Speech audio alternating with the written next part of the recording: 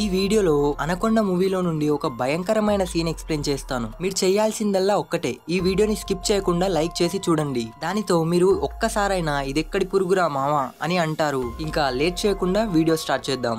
Scene open చేస్తే ఒక 6 మంది అమెజాన్ అడవుల్లో అలా అలా నడుచుకుంటా వెళ్తుండగా ఈ గుండు బాబాయ్ ఇతన్ని బ్రూ ఒక్క నిమిషం ఆగు అని అంటాడు. అండ్ నెమ్మదిగా నీ మీద ఏదో ఉంది అని చెప్తాడు. దానితో అతను చాలా భయపడి దులుపుకోవడానికి ట్రై చేస్తాడు, కానీ అది వెళ్ళదు. అండ్ వాళ్ళ ఫ్రెండ్ వచ్చి ఆగు, ఏం కాదు, నా దగ్గరికి రా అని పిలుస్తాడు.